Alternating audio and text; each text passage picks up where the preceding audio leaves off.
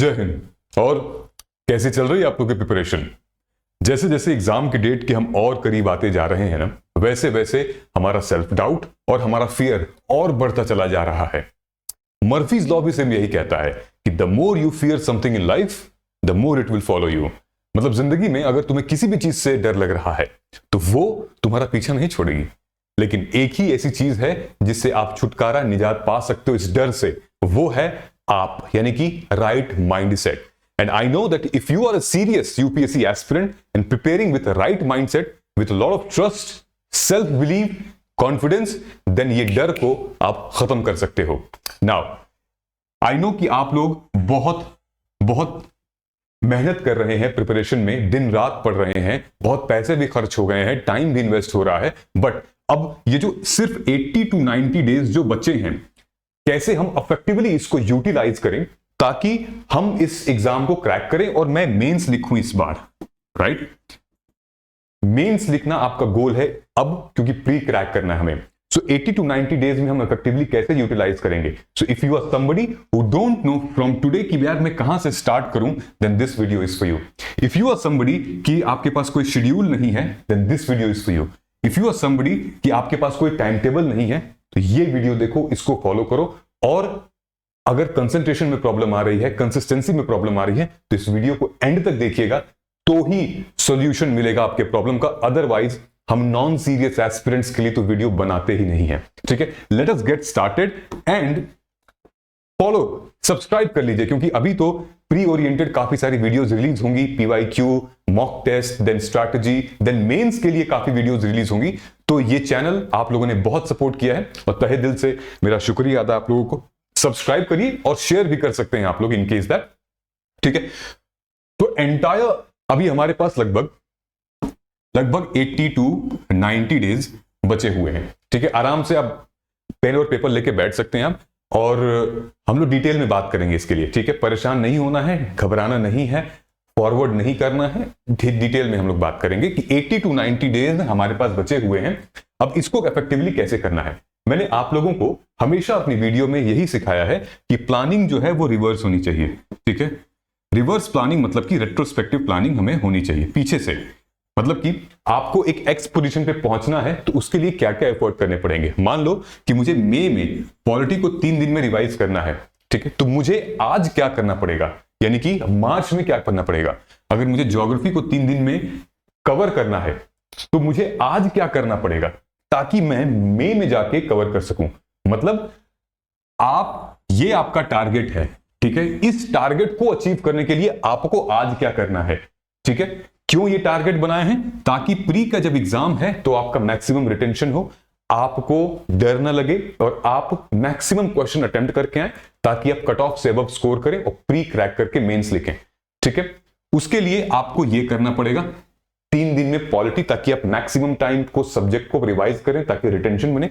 यहां से फिर ये करना पड़ेगा, ठीक है? तो ये रेट्रोस्पेक्टिव प्लानिंग है, पीछे से हम प्लान करते हुए आ रहे हैं।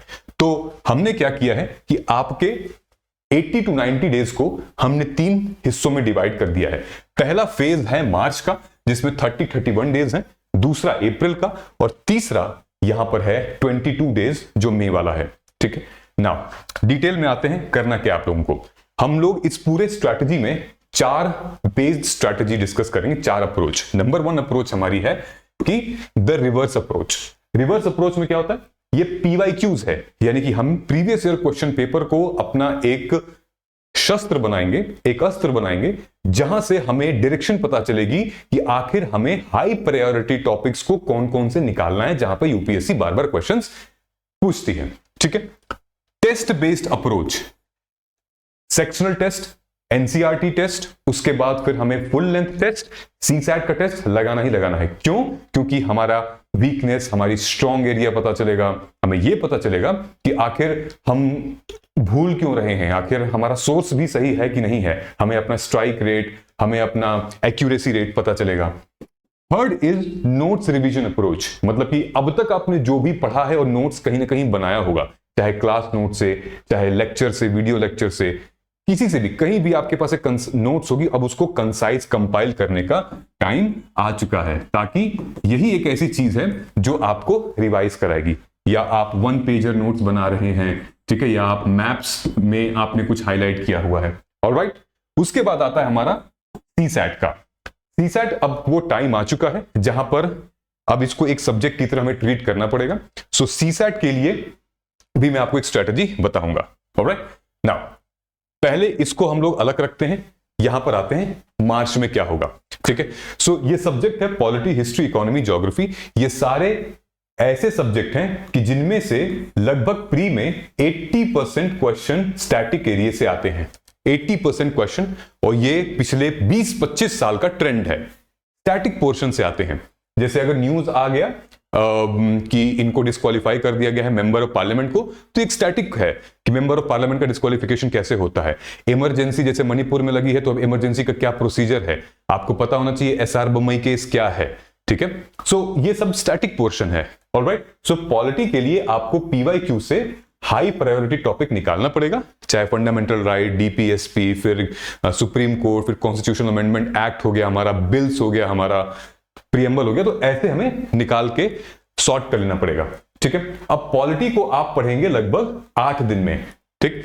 8 दिन का मतलब यह है कि अगर आप फुल टाइम प्रिपरेशन कर रहे हैं तो आप एक साथ 2 सब्जेक्ट ले सकते हो या एक सब्जेक्ट के साथ भी कर सकते हो, कोई दिक्कत नहीं। लेकिन अगर आप जॉब के साथ कर रहे हो तो आपको एक ही सब्जेक्ट उठाना है और फोकस करना है।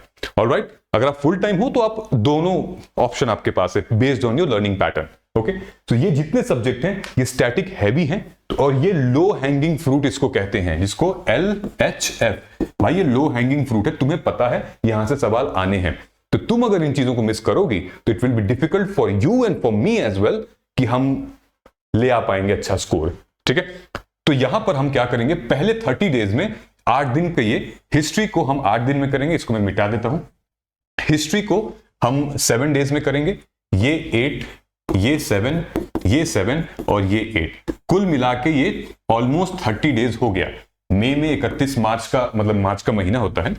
यहां पर आपको क्या करना है कि सीसैट को क्लब करना है। क्लब मतलब कि डेली में MWF मंडे, वेडनेसडे, फ्राइडे, या TTS ट्यूसडे, थर्सडे, सैटरडे आपको पढ़ना ही पढ़ना है। 2 से 3 घंटे आपकी सिटिंग लगानी ही लगानी है, सीसैट को टाइम आपको देना ही देना है।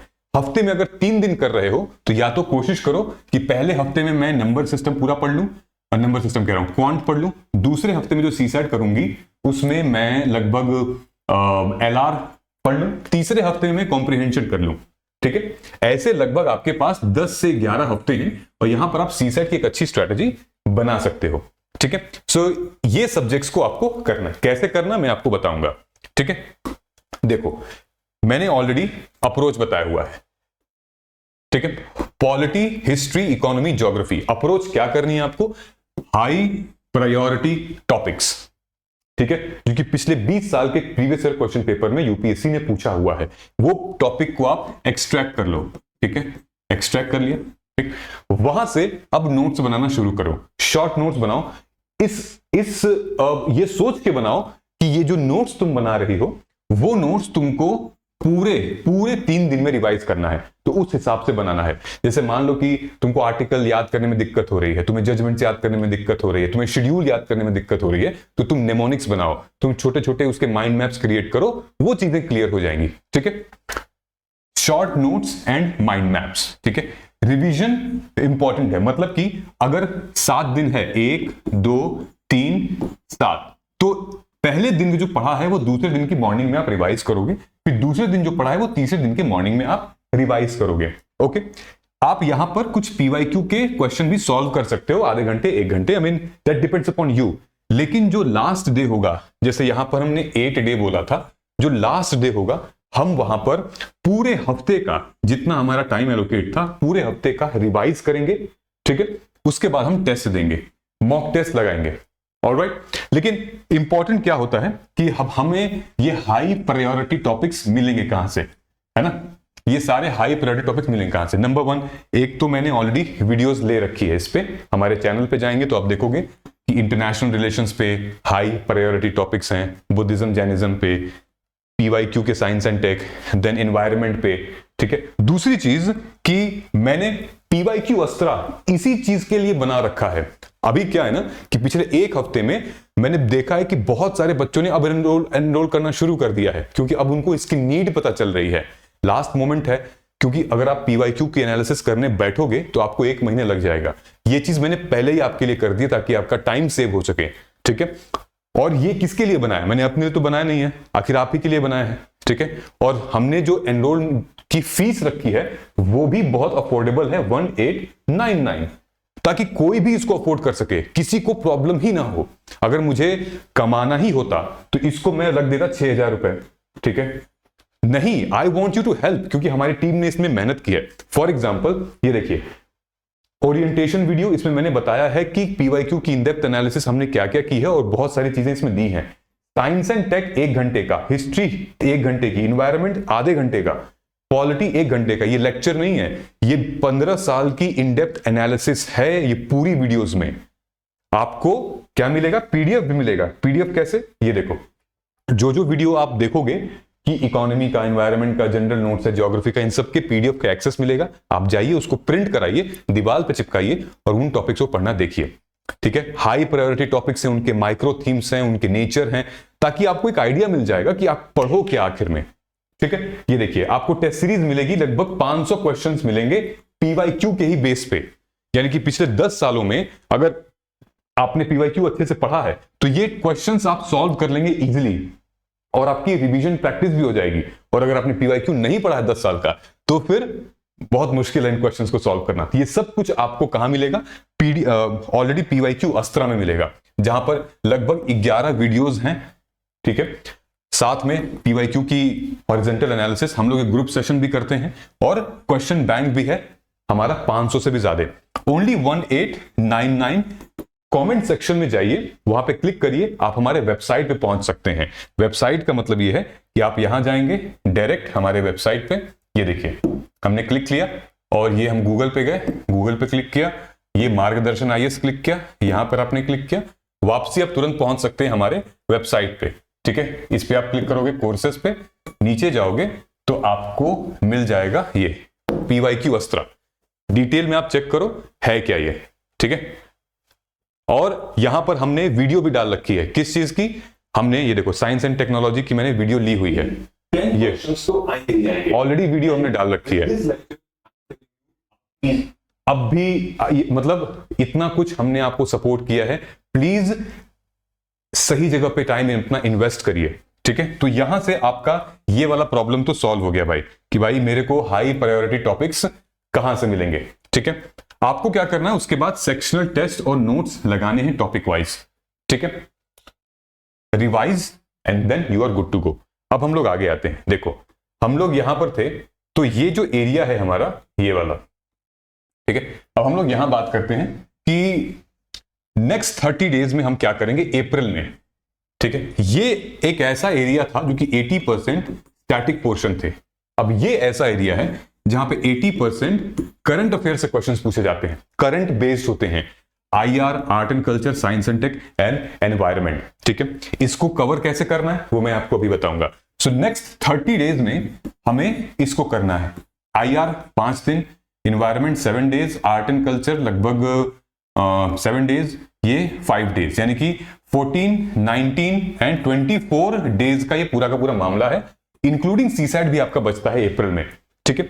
अब होगा क्या, देखो मैंने साइंटिफिकली इसको इसलिए बनाया है कि किसी भी एग्जाम में अगर आप पहले फाउंडेशन कवर कर लोगे तो आगे के लिए जो करंट बेस्ड सब्जेक्ट है उनके लिए आपको इजी प्लेटफॉर्म हो जाएगा बनाना। फॉर एग्जांपल, ये सारे आपके फाउंडेशन हैं, आपने पहले इनको पढ़ लिया मार्च में, ताकि पॉलिटी के थ्रू आपका आईआर, पॉलिटी के थ्रू आपका एनवायरनमेंट, थोड़ा बहुत प्लेटफॉर्म सेट है, ताकि जब आप इंटरनेशनल और एनवायरनमेंट पढ़ेंगे तो चीजें समझ में आ जाएंगी।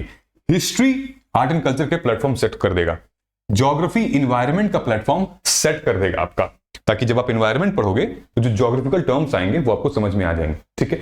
इसलिए हमने पहले इसको लिया, फिर उसके बाद इसको किया, ठीक है।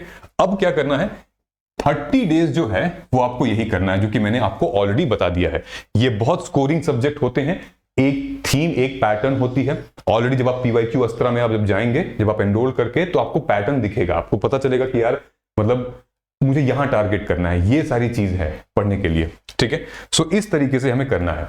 नाउ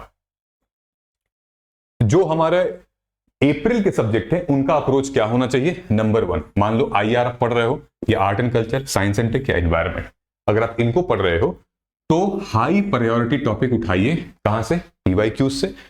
करंट अफेयर को कवर करिए, ठीक है।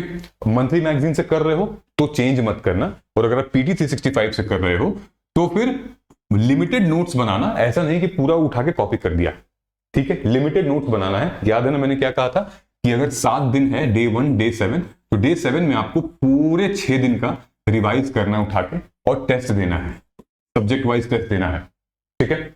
आपको लेंदी बनाना ही नहीं है, क्योंकि आपका ऑब्जेक्टिव क्या है कि मैं इन्वायरमेंट को 3 दिन में कवर करूंगी। कब?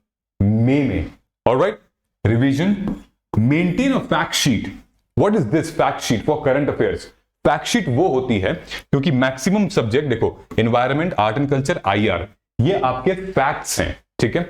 एनवायरमेंट में रामसर साइट्स हो गया, GI टैग्स हो गया, बायोस्फीयर रिजर्व, टाइगर रिजर्व हो गया, ये सब कैसे पता चलेगा, ठीक है। साथ में आपको मैप बनाना पड़ेगा और फैक्ट शीट रेडी करनी पड़ेगी। आर्ट एंड कल्चर में बुद्धिज्म और जैनिज्म में, बुद्धिज्म में कितने स्कूल्स में डिवाइड हुआ, उस स्कूल्स में किसी ने किताब लिखी है, कोई ऑथर था, वो कौन से टेक्स्ट लिखा है, उस स्कॉलर का नाम क्या था।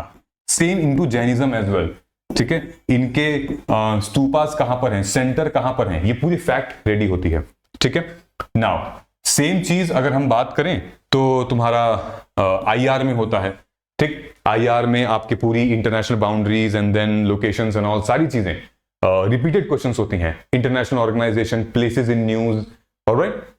तो आपको फैक्ट शीट क्रिएट करनी है and then you will be able to do it. Sectional NCERT and topic wise test हमें लगाना ही लगाना है इन पे ऊपर।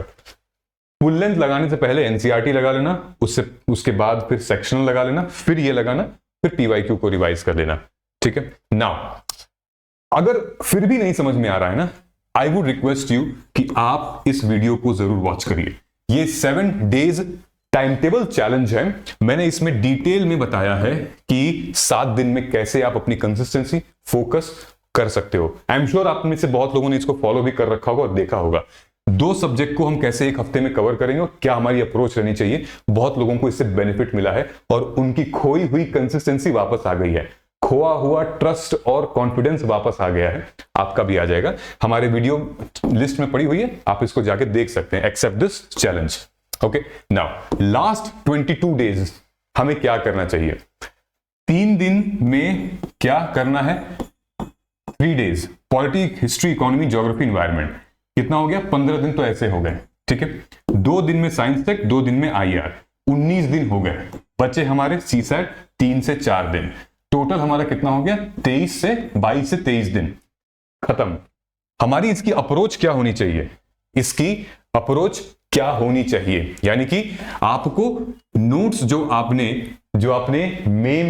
मार्च में स्टैटिक पोर्शन वाली कंपाइल की है, ये देखो, ये जो स्टैटिक पोर्शन की जो नोट्स कंपाइल की है, अब यहां वो 3 दिन में खत्म होगी।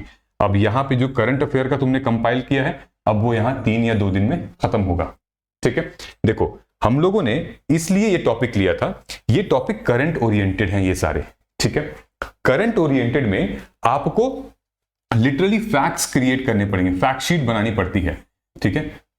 और जो स्टैटिक पोर्शन है वो ऑलरेडी आपके पास कंसेप्ट पे है, थियरी पे है, उसके बाद फिर कुछ क्रोनोलॉजी ऑर्डर है ना, हिस्ट्री में। तो इस तरीके से हम लोग नंबर 1 क्या करेंगे कि एक तो सबसे पहला हम अप्रोच क्या रहेगी हमारी मई के लिए? नंबर 1 अपने नोट्स के जो कंपाइल्ड चीजें थी वो हम रिवाइज करेंगे। नंबर 2 PYQ से हम लोग रिवाइज करेंगे। Number 3 mistake book. अब ये मिस्टेक बुक क्या है? आपने मार्च में, अप्रैल में या फरवरी में या जनवरी में जितने भी मॉक टेस्ट लगाए होंगे या लगाए हैं, उनसे जो जो आपकी गलतियां, जो जो आपने सीखा है, वो एक मिस्टेक शीट बनेगी। मिस्टेक शीट बहुत इंपॉर्टेंट है ताकि आप प्रीलिम्स के एग्जाम से पहले उन चीजों को ऑब्जर्व करें और जो टेस्ट आप देंगे वो आप रिपीट ना करें, क्योंकि जब आप मई में जाएंगे तो आपके पास 3 संडे पड़ेगा। चौथे संडे पे आपका पेपर है। ये 3 संडे पे आपको एफएलटी लगाने ही लगाने हैं, वो भी एग्जाम हॉल स्ट्रेटजी टाइप के सिम्युलेट प्रीलिम्स, यानी कि 9:30 11:30 2:30 से 4:30 आपको बैठ के लगाना ही लगाना है। ठीक है, इस तरीके से आप अपनी पढ़ाई मतलब स्ट्रैटेजी को फॉलो कर सकते हो। ठीक है, सो आई होप कि अब तक आपको ये जो शॉर्ट टाइम टेबल है समझ में आया होगा, आपके पास चीजें मिल चुकी हैं, आपके पास अब पता चल चुका है कि मुझे फॉलो क्या करना है, मार्च में क्या करना है, अप्रैल में क्या करना है, मई में क्या करना है। अगर यहां तक आपने देख लिया है तो आप कमेंट कर दीजिएगा जय हिंद हम जीतेंगे, जिससे मुझे पता चल जाएगा कि आपने इस वीडियो को एंड तक देखी है and you are a serious UPSC aspirant. I hope कि आपको चीजें समझ में आई होंगी। मिलते हैं हम लोग अगले वीडियो में। नमस्कार, जय हिंद, जय भारत।